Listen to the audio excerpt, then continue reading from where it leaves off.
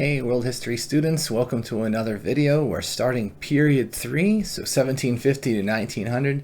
Today's topic is key concepts 5.1 and 5.2 on the Enlightenment and Atlantic revolutions.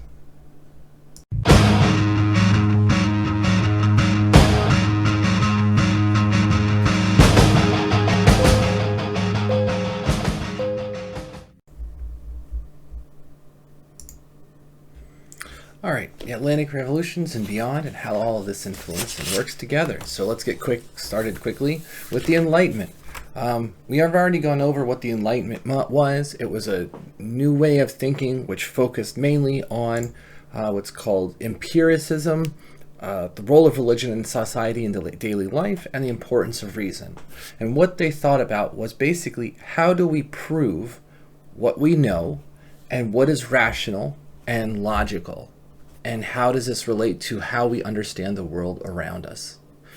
And this turns into political philosophy, particularly, in that we start examining humans and their role within society.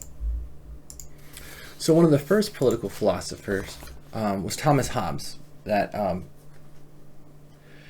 he said that life is short, brutal, and cruel, and that humans and human nature is relatively negative. So people need a strong government to rule them, usually with a single head and a single leader. Now, coming from the English Revolution, this is why he's thinking these things. He's seen what humans can do without a central leader and authority. John Locke comes along and says basically that people have what are called natural rights, that mankind in their human state are good people, and without these limits they will act in a good manner. His two main theories was that first, that our natural rights, things that people have naturally to themselves, among them are the life, liberty, and property, that we have these rights, that all humans have these rights. The second major deal is a social contract, that we as humans engage in a contract with our government to rule us in exchange for certain protections to our liberty. That's the role of government, to protect us, in a sense, from others and other forces that would impede our liberty and our livelihood. Now, Rousseau continued with the social contract theory and also looked at the greater good, that we need to look at society as a whole, but also that this social contract still exists for a reason of, once again, being a part of a society and a government to protect the rights and liberties of the individual. He did see as more laws, once again, seemed to be much more oppressive. And then finally, Montesquieu looked at a lot of the nature of governance in particular. And so his big deal was much more looking at the separation of powers, that the people that make the laws should be a collective, and that the individual should be someone that carries out the laws, and that there should be another body, a judiciary body, that oversees the interpretation of what these laws are. By keeping them all separate, you avoid power being consolidated into one individual, and therefore, once again, have more freedom and liberty.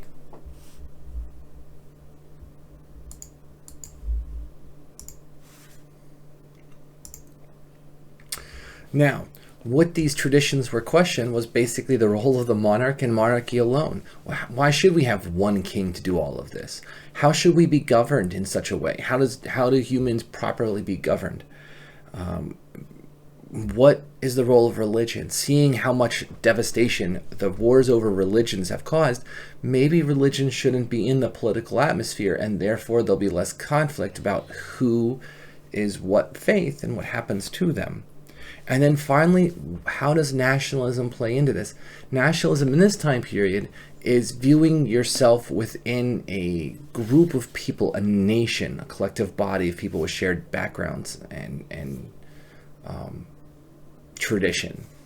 And that's what we mean by nation. It's not the nationalism of the 21st century, which is much more tribal and looking at people based on races, and that one race is still superior than another and should rule and stuff like that. So that's much more not the nationalism right now. We're not going to talk about that. And other reform movements. First off, one of them being, the first one in the middle here is universal manhood suffrage, where men are given the right to vote. And to keep in mind, in the United States, only 2% of the population could vote in the 1800 election. And once universal manhood suffrage was enacted, it got up to about 7 times more. It was 15%, which still doesn't seem like a lot. But when you count the eligible voters and you take away, say, children and 80% of the population, it's coming down. But yes, it is still quite restrictive. Once again, not including women or people of color, because citizen was more or less still only whites. The bottom left is the abolishment of serfdom. Serfs were not just peasants, but they were people that were tied to the land that could not leave the land on their own free will. And so mainly that abolition came in Russia. And then finally a long wave of abolition. Particularly European countries stopped the slave trade, seeing how that was awful, and slowly emancipating all of their slaves. And England was one of the first ones to really look at the immorality of slavery and do something about it. To the full tilt now, where Liverpool has the International Slavery Museum, because Liverpool was a major player in the slave trade. And they have constantly taken down anybody who had made their money within the slave trade and put them like buildings, plazas, streets, any signs that had people that were honored for their wealth gained in the slave trade, they have taken down and pointed out their role in all of this. So abolition does take a while. First, England outlaws the slave trade and uses its navy, once it's in control of the world basically by 1815, to forcefully enforce their mandate that there is no slave trade. And by 1850, it's quite successful. There's really few chances of actually having any slave trading. Slavery still did exist up until 1888 with Brazil abolishing slavery. Other places in the Caribbean that still were slaves, it wasn't until 1898 with the Second Cuban Revolution, the Spanish-American War, and Cuba, Puerto Rico going into U.S. control. Cuba given their independence very shortly after. We still have Puerto Rico. So, women's rights and feminism. The first ones to bring about this were both Mary Wollstonecraft and Olympe de Gouges. Wollstonecraft wrote a Vindication of the Rights of Women, where she argued for women's education, particularly that if you don't educate women, of course they're going to stay inferior to you. You're not giving them the tools with which they could compete with you in the first place. So how can you say women are inferior when really you haven't tested to see what women are capable of? And so her point was women's rights comes through education to see that they are equal people. Olympe de Gouges was Declaration of the Rights of Women and the Female Citizen, which is a play on the terms of the Declaration of the Rights of Man and the Citizen, which was the French Declaration of Rights given to all after the French Revolution. And playing on this, that's saying, yes, these rights are given to men, but what about women? The next other one to the Seneca Falls Conference is held in Seneca Falls, New York. Elizabeth Cady Stanton, one of the members that brings this together, it's women's rights, and it kind of launches the push for women's suffrage as a major thing. So, welcome to the MCAT Multimedia Series, a MCAT analysis of Mary Wollstonecraft's A Vindication of the Rights of Women. What is the place of women in society? English philosopher Mary Wollstonecraft wrote one of the first works of modern feminism in answer to this question. She published A Vindication of the Rights of Women in 1792 to support equal female education. In Wollstonecraft's time, women were not considered equal members of society. They could not vote, and it was considered improper for them to work or gain an education. It was this last point that Wollstonecraft disputed in her book. In order to make a fuller contribution to society, she believed that women must be educated. Only this way could women realize their full potential. At the time, women were considered too emotional to be educated in the same way as men. They were believed to be incapable of rational or abstract thought, and consequently unable to learn mathematics or sciences. Feminine sensibility assumed instead that the importance of women lay in good behavior. Wollstonecraft questioned whether women were really more emotional and less rational. She argued that, in fact, this was a symptom of their not being educated in the first place. Wollstonecraft looked to both men and women to change this societal structure. She demanded that women should combat their urges to be emotional and should not give in to sentimentality or love. Men, she believed, needed to recognize the potential of women to undergo rational development.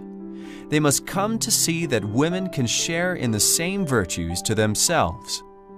To understand Wollstonecraft's thesis of false gender differences, imagine a society that subsists on bread and fruit. Bread is seen to be a valuable and healthy food.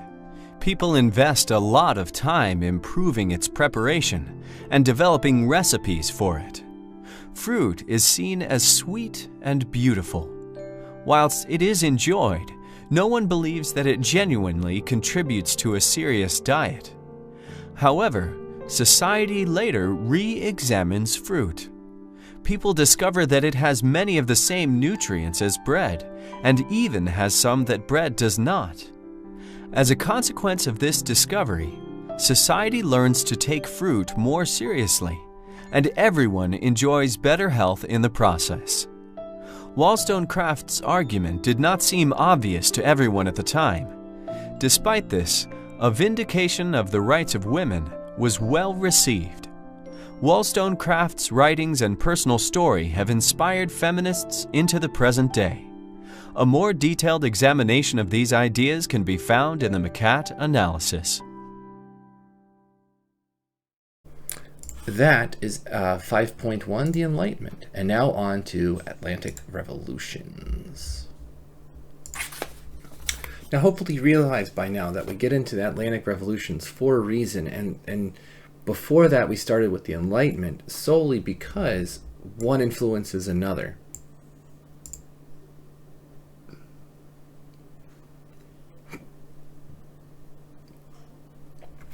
And so when we look about the foundations of these revolutions and what's going on, some of these things date all the way back to the Enlightenment thinkers. And I know time-wise, we're talking about Enlightenment thinking being in the mid to late 1600s. John Locke was still by early 1700s. I think he passed away in the first decade of the 1700s. Rousseau was contemporary to the American Revolution, and Olympe de Gouges loses her life in the French Revolution for being an aristocrat.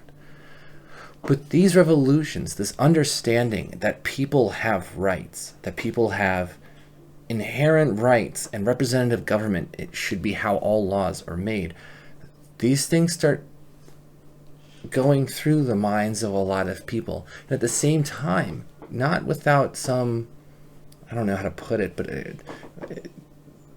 another fueling change is going on, with mercantilism not being the preferred form of economic thinking, but a new way is emerging, because Adam Smith publishes the Wealth of Nations in 1776.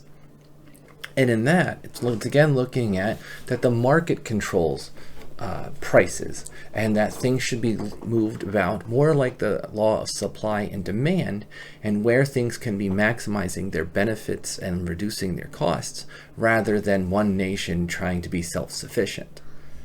So all of this is going on at the same time. You have these ideological influences from Locke and Rousseau pushing into the minds of these 2 or 3 generations later.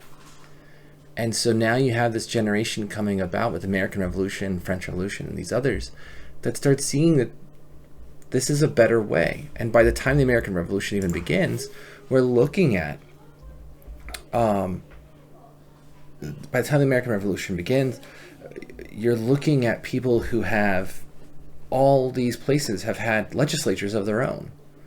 So they've already had representative government going on. One of their biggest complaints was not so much that they had to pay taxes to the British, but the British were actually charging them taxes. They didn't see that the British had the right to make those laws because they had their own legislatures that could also raise taxes and send out to the Brits. And a secondary point to all of this is a lot of the laws and taxes that were levied against the colonists actually reduced the amount of tax paid. This wasn't an oppressive amount of taxation that these couldn't handle. It was the point of who got to choose how to tax them. So as these come about, we're looking at, once again, nationalism as a form of creating some unity. And that's one of the first things these colonists tried to find a way to have a national identity separate from the British. So here we're looking at the Minutemen. This on the very left of the screen is a stamp. And one of the acts passed was called the Stamp Act. Any piece of paper or document had to have a stamp to it. And it was a 1 penny tax. Now, to give you an idea of what that meant, any piece of paper or document, marriage license, letter to someone, envelope to someone, any paper had to have a stamp on it. And so you had to be ready with the number of stamps you've pre-purchased. A lot of this had to do with, once again, England making decisions for the colonies. And after the French and Indian War, the Parliament issued a proclamation saying no one can cross the ridge line, basically, of the Appalachian Mountains, which angered colonists. Once again, not so much that they already were crossing the line, but that Britain was making the rules for them. That was the contentious issue. Who got to make the decisions? So I know bringing up Hamilton a lot, but one of Hamilton's lines, why should an island across the sea regulate the price of tea? That was their point. It wasn't how dare they tax us this much. It was how dare they tax us without us having some say in this. There were no American representatives in Parliament, and there was no consent for them in a sense. So they saw this as an opportunity to break away. What happens in the actual war? What happens in the actual war? Basically, Washington realizes that he can never go toe-to-toe easily with the British. That even though the British are well supplied and well stocked, it would be very difficult for Washington to gain and win against the British face to face. They're one of the best armies in the world right now. The only thing he could do is hope for help, because a decisive win was not going to happen. Yeah, you're seeing some American victories, and I'll get out of the way so you can see some other ones in the South. You can see these victories and all, but these were once again not definitive, decisive, final blows up until Yorktown. And the other reason Yorktown won is because it was a siege. And it was a siege that was blockading the English supplies. The best navy in the world. The only time they ever lose a major battle in the age of sail against the French was the battles of the Virginia Capes, right? Yeah, there you go, right up here. And that single battle cost them the resupply of their major army at Yorktown. Now, there was a whole French division there, and there were German supporters there who were teaching Washington's troops on how to fight in the way they did. So this wasn't some solely America wins kind of stuff. It was actually a victory because we stayed in the field and enough nations saw some chances to really weaken the British, who were getting too powerful. And by doing so, this led to multiple attacks in the Caribbean. And to give you an understanding, some of the Caribbean islands were more valuable than several states. I think it was like Jamaica or Bermuda or something. One of them was more valuable than Pennsylvania, New York, and New Jersey in revenue for the British. They could not afford to lose the colonies in the Caribbean, much less more than they could lose the colonies there. And most of the generals of the British even knew they had to win And if they didn't win a decisive victory and defeat Washington, they are going to get stuck slowly but surely. And so that's what happened.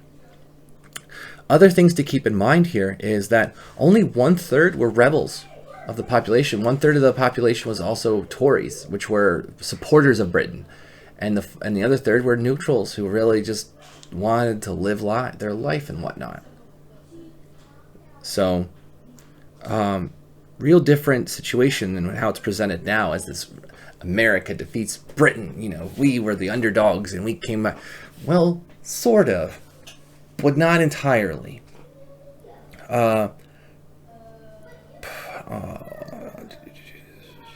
So, we did draft a government in 1777 called the Articles of Confederation, which was a loosely held governance to the 13 colonies.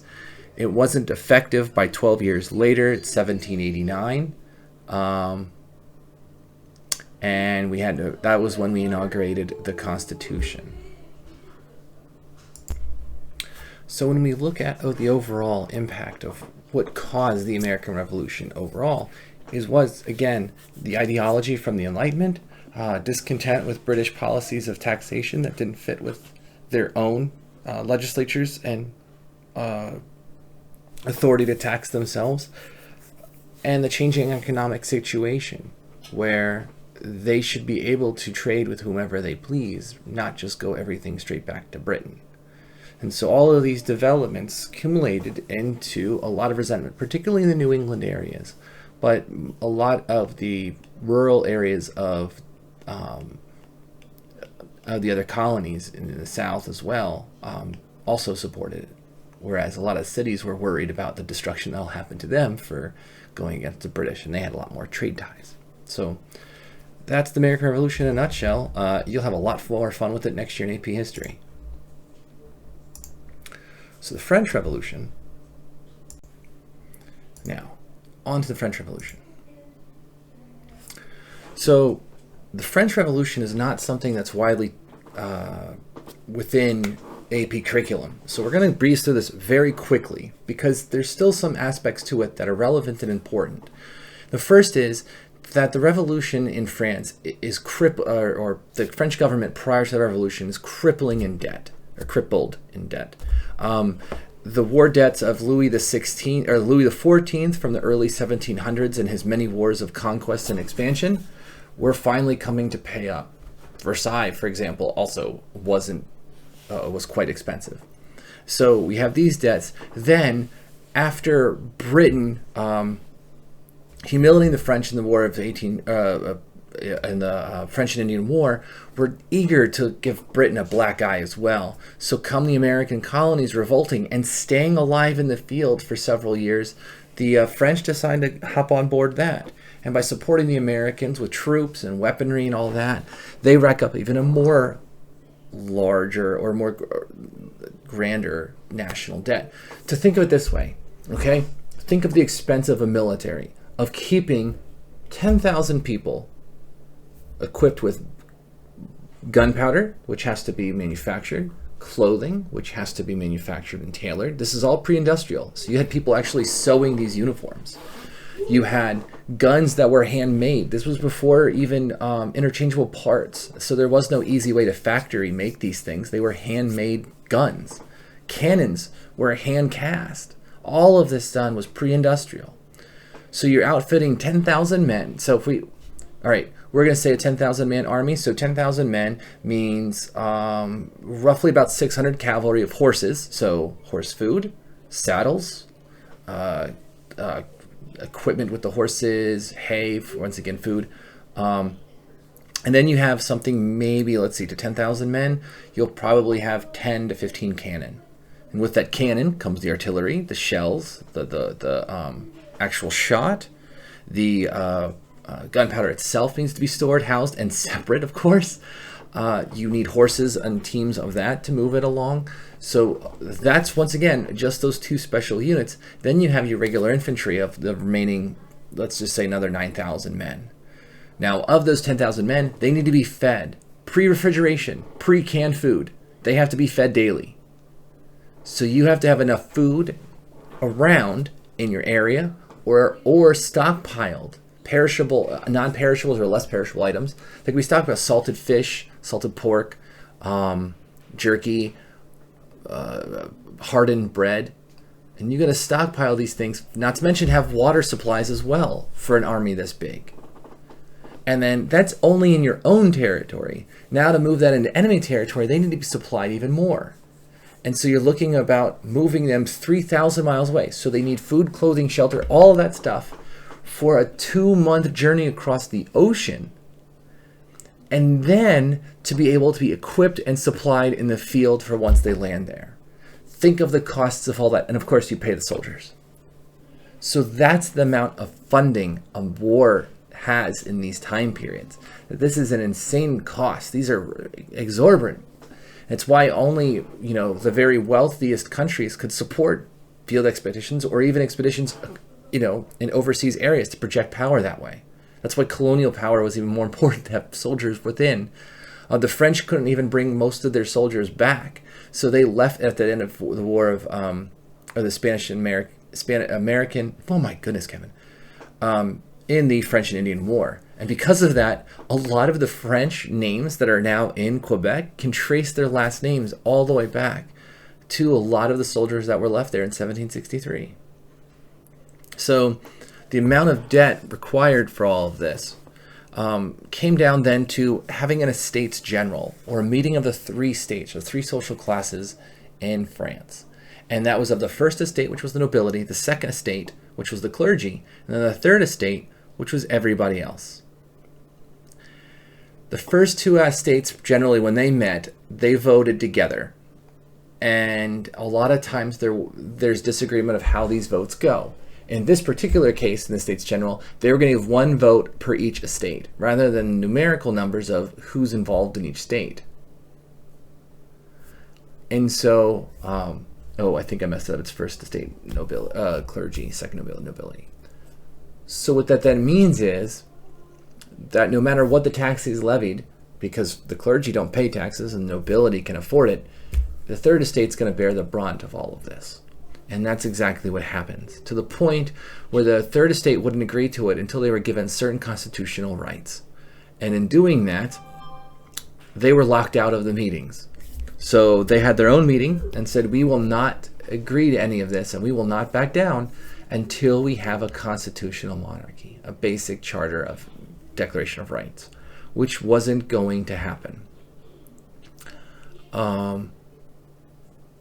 When there was no longer a vote demanding a constitution, riots were breaking out in Paris, and eventually, in July 14th, a Parisian mob storms the Bastille, basically a castle and prison that was used by the monarch to imprison his people he did not like, people he disagreed with. And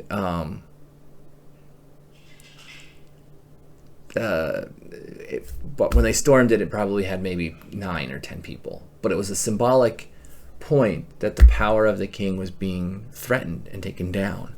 Eventually, though, they were trying to they captured Versailles, put the king in residence there, and tried to agree to a constitutional monarchy.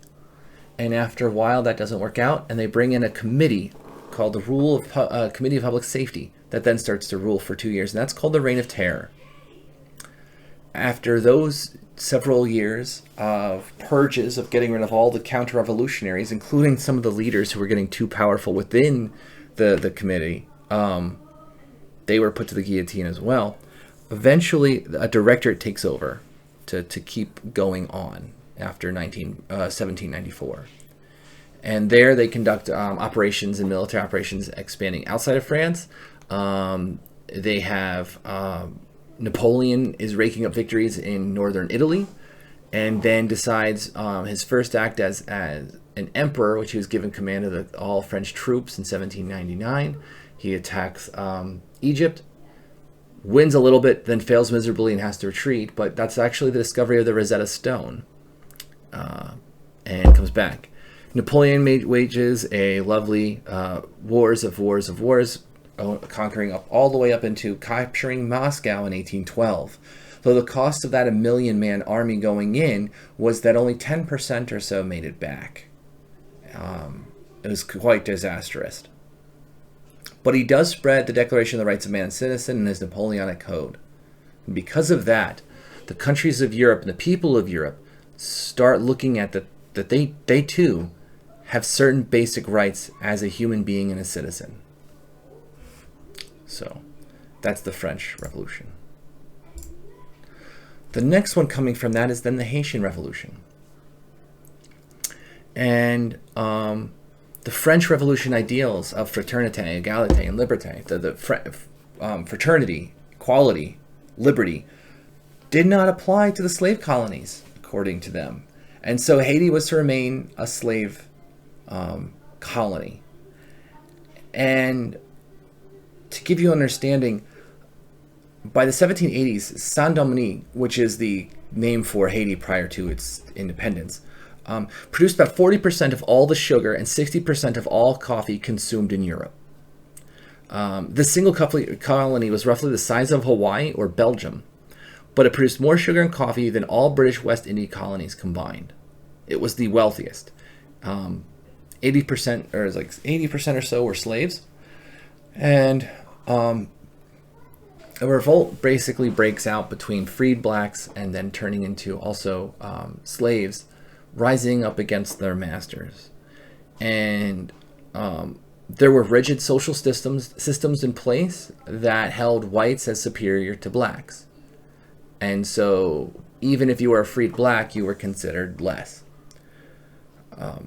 Toussaint Louverture, born a slave, rises as a military general, first in actually fighting with, or on the Spanish side and fighting the island of the French, and then coming back and working with the French, and then eventually becoming the Haitian leader. It helps to secure Haiti for the slaves. But in a parley in 1801, he goes on board a French vessel to secure peace and talk about independence. The French capture him instead, sail him back to France, where he dies in a castle on the Swiss border in 1803.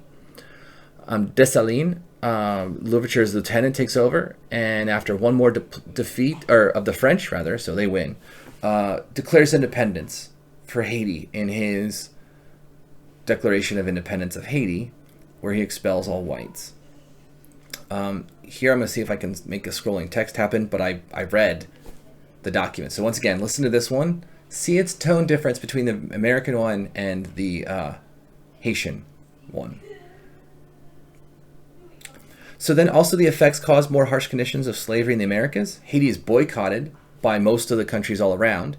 The reason for the harsh conditions of slavery is that a lot of slave owners realize if they're too light on them, they might try something like revolt. And so slavery becomes much, much more brutal and dehumanizing afterwards.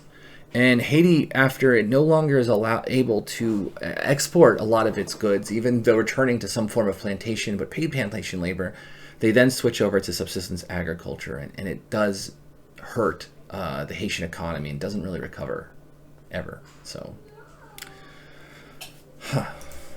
all right, the Latin American revolutions.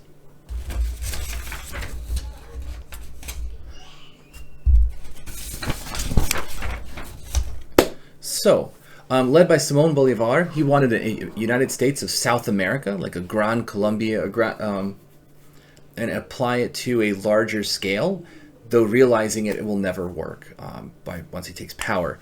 He leads rebellions to wrest independence from Spain from many of the Creoles that are white peninsula descended Spanish, but not indigenous mixed or anything like that. So his Jamaica letter, penned in exile in Jamaica in 1815, is considered one of the founding documents to the Latin American revolutions, and it underlies a lot of what he's thinking. So here I am reading that. So listen to his point here.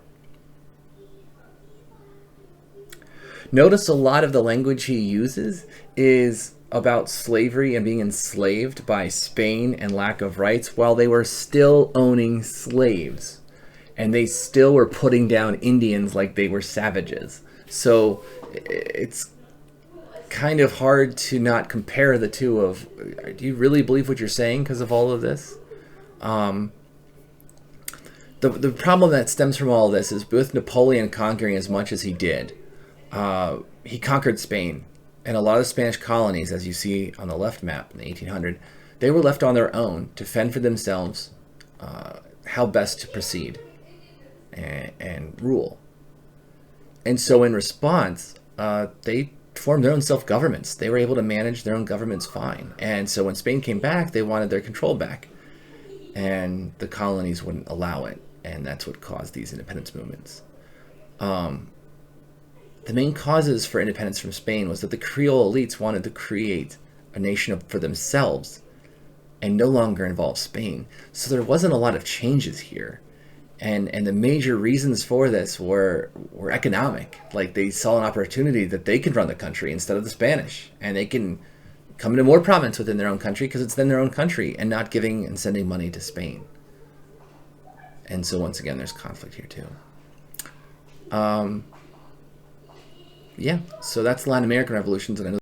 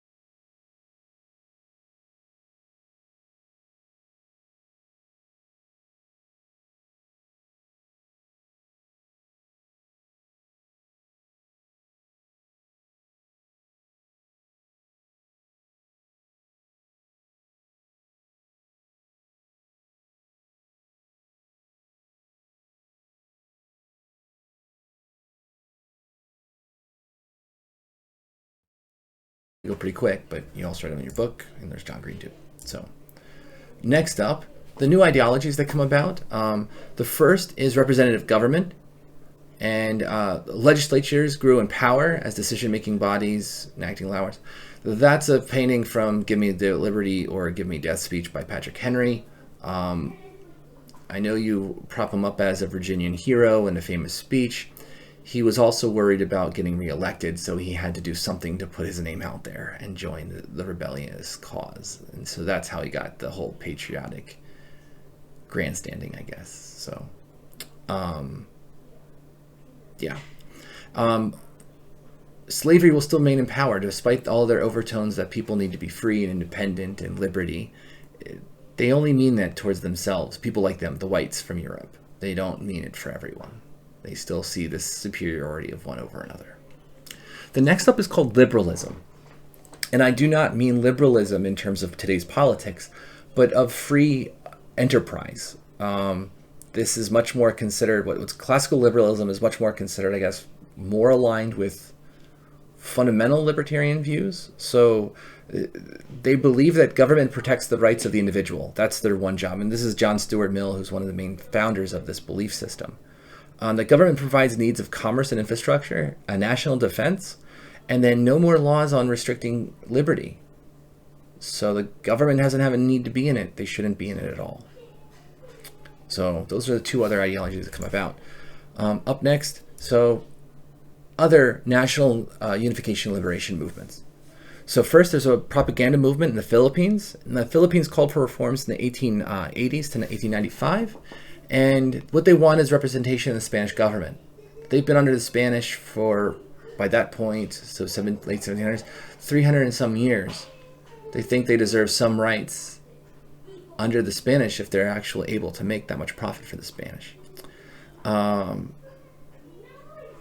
They also wanted legalized Filipino equality and citizenship, and it doesn't really go over well in terms of those responsibilities. And so by 1900, there's going to be insurrections and, or not even 19, before that, 1800s, and it's guerrilla warfare fighting style and tactics. And so with the Filipino insurgency movements, when the United States takes control of the Philippines in 1900, after the Spanish-American War, They then start in the 1920s to launch their own independence movement again. And after fighting against them and losing bad, I mean, we didn't lose, but like they were costing us a lot. We made a deal that we would give them their independence by 1948. That's exactly what we did. The Maori nationalism and New Zealand wars. So there's conflict over who had rights and control over the land and land superiority. And so in 1845 to 1872, there was basically a war with the Maori peoples, where 18,000 British troops were fighting 4,000 Maori guerrilla fighters. Though it is a complete loss for the Maori, and they do lose their lands. Once again, these are nationalist movements of identity and fighting against imperialism. Puerto Rican imperialism as well, or nationalism, where they revolt against Spain. They're trying to liberate themselves, similar to how Bolivar did it. They too were not too successful, and they became a U.S. territory in 1901. I can speak a lot longer for Italian unification, but real quick, the Kingdom of Sardinia worked in the north to conquer and make treaties with a lot of the northern Italian states that were more industrialized. Well, yeah, we're getting more industrialized and more wealthy and more people. While in the south, there was a series of rebellions led by Giuseppe Garibaldi. And by the mid 1860s, both sides were meeting up right around Rome. And through a deal with the Papal States and whatnot, they create the Kingdom of Italy. And that's the Italian unification in a nutshell.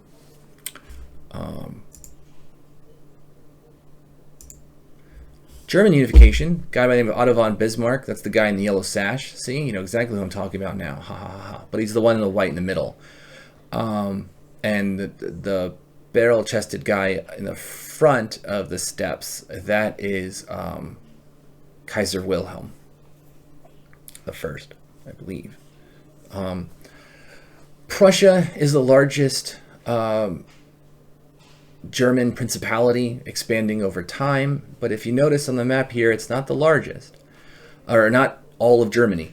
And so through time and peace deals and treaties and negotiations, they secure a lot of these deals. And then what they do is they go to war, first with Denmark to push the Danes out of Schleswig and Holstein in the north, and then make a very, very nice peace, just saying, stay out. This is our land. That's it. And then they go to war with Austria in the south, doing the same thing. And the craziness was the Germans had breech-loading rifles by this point. So these guys were laying down, packing their guns from behind, pot shots with laying down. The Austrians then hadn't improved their weaponry yet. So they were still firing with muzzle-loading muskets. So these guys were still marching in formation all aside next to each other and aiming barrel shots. It was a disaster for the Austrians. And at the end, all the Germans asked for, the Prussians, was just stay out of Germany.